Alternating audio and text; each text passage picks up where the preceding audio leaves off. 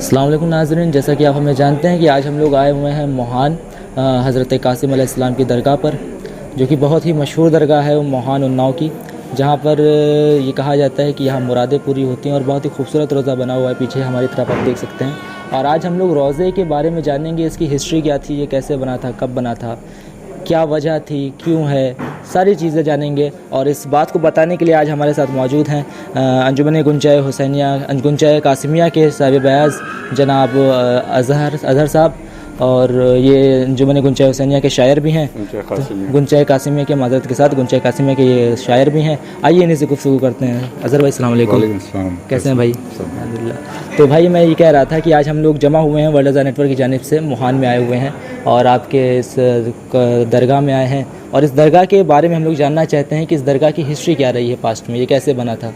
ये रोज़ा मोमिनियन मोहान ने तामीर कराया और ये कई शक्लों में रहा और मौजूदा शक्ल इसकी ये है। हालांकि पहले भी काफ़ी तामीर होती रही, लेकिन जैसे जैसे दौर गुजरता रहा उसमें तामीर होती रही, और इसमें पूरा मुकम्मल तौर पे तामीर जो है वो मोमिनियन मोहान की है। जी। जो मोहान के हैं उनकी पूरी मेहनत है और ये आपके सामने है। बेशक बेशक। तो भाई यहाँ पर एक तख्त उठता है 7 मुहर्रम को, तो मैं इसकी क्या हिस्ट्री है, इसकी क्या तारीख रही है? देखिए, ये तख्त 1600 में दिल्ली के पास बरामद हुआ था। वो मोहान के रहने वाले थे, उनको ख्वाब में बशारत हुई थी कि ऐसी ऐसी जगह पे ये तख्त है। अच्छा। तो बहरहाल उन्हीं ने इसके देखा, इसमें ख्वाब बशारत हुई, तो वो जब दिल्ली पहुँचे तो उनको पूरा वही मंज़र दिखा जो उनको ख्वाब में बशारत हुई थी।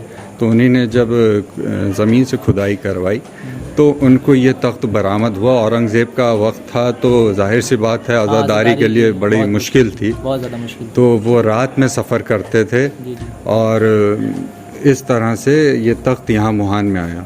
पूरी रात वो सफ़र करते थे, दिन में आराम करते थे, तो रात में सफ़र करके उनकी मेहनतों से ये तख्त यहाँ पहुँचा। काफ़ी अरसे के बाद ये तख्त यहाँ तक पहुँचा। हाँ। क्योंकि सुनने में आता है कि यहाँ पर जो बादशाह थे वो, उनको पहले ख्वाब दिखे, ख्वाब 3 बार दिखाई नज़र आया, उसके बाद वो बीमार हो गए, बीमार होकर के वो वापस आ गए थे यहाँ पर। तो फिर उनको, जब उनका इलाज चल रहा था, उनको फिर से ये ख्वाब दिखा था। ख्वाब देखने के बाद उन्होंने कहा कि एक बार चेक करके देखते हैं। तब वो दिल्ली गए, दिल्ली जाके उन्होंने वहाँ पर खुदाई करवाई, वही मंज़र था, पेड़ पौधे से घिरा हुआ था। ज़मीन के अंदर जब खुदाई करी तो यहाँ पर एक जो तख्त वही था जी, जो उनके ख्वाब में था वही मंज़र था।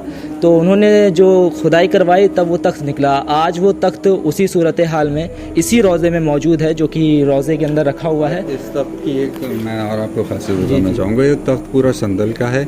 और अगर आपने जूम कर रहे हैं आपके कैमरामैन और वो बताएं इसको, तो जो इसका शेप है इसमें कोई जॉइंट नहीं है, ये पूरा संदल का पूरा ज़मीन से सिंगल ऐसे निकला था ये। इसमें कोई जॉइंट नहीं है, लेकिन आपको इसमें पूरा शेप भी मिलेगा।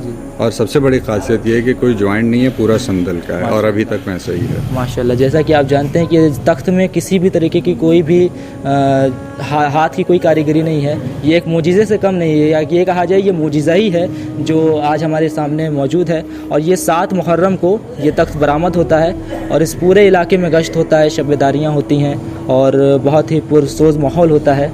7 मुहर्रम को सिर्फ लखनऊ ही नहीं बल्कि हिंदुस्तान के और दीगर शहरों से भी ज़ायरीन आते हैं और रात भर ये गश्त होता है पूरे मोहान में। जी। और ज़ायरीन कसीर तादाद में आते हैं माशाल्लाह। लेकिन अभी ये 2 साल की वजह से कोविड प्रोटोकॉल की वजह से वैसे जुलूस नहीं बरामद हो रहा है। लेकिन उसके बावजूद हम लोग तख्त बाहर निकाल के ज़ियारत के लिए रखते हैं, जिसमें ज़ायरीन लखनऊ से भी और हिंदुस्तान के अलग शहरों से आते हैं और अपनी मुरादें पाते हैं। और भाई आखिरी सवाल ये कहना चाहेंगे कि जैसा कि कहा जाता है कि यहाँ पर मुरादें पूरी होती हैं इस तख्त को मन्नत मांगने से, क्या ये बात सच है?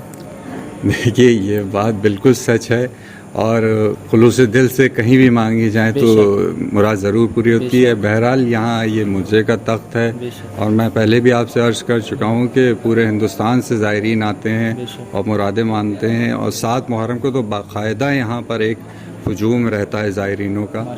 और माशाल्लाह ये है कि यहाँ के खुलूस, आप अगर कभी 7 मुहर्रम को आए हों या अगर नहीं आए तो मैं आपसे गुजारिश करूँगा कि इंशाल्लाह 7 मुहर्रम को आप ज़रूर आइए। तो यहाँ के मोमिनीन बड़ा खुलूस से दिल से करते हैं और जो ज़ायरीन आते हैं उनकी दिली मुरादें पूरी होती हैं। तो अभी तक तो भाई ने हमें दावत दी, अभी तक तो आना नहीं हुआ था 7 मुहर्रम को, लेकिन इंशाल्लाह हम इस बार 7 मुहर्रम को ज़रूर आएंगे। और अपने मोमिनीन से भी गुजारिश करते हैं कि एक बार रोज़े की ज़ियारत करने ज़रूर आएँ। उम्मीद करते हैं आप लोग आए भी होंगे, लेकिन जो नहीं आए हैं उनसे मैं गुजारिश करता हूँ कि एक बार ज़रूर रोज़े पे आएँ। इसका एड्रेस है, एड्रेस बताइए ज़रा। आप मुहान कैसे आ सकते हैं? कस्बा उन्नाव। जी, मुहान किसी भी मेरे ख्याल से तारुफ का मोहताज नहीं है। करेक्ट। आप मुहान आ जाएं, उसके बाद आप बस खाली ये पूछ लें कि मुझे दरबार जनाब कासिम अलैहिस्सलाम में जाना है।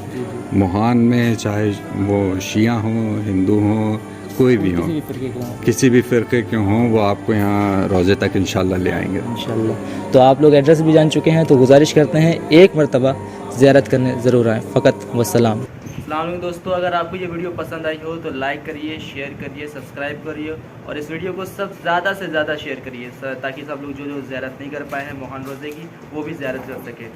ज़्यादा से ज़्यादा शेयर करिए और सब्सक्राइब करना मत भूलिएगा और बेल आइकन को ज़रूर दबाइए।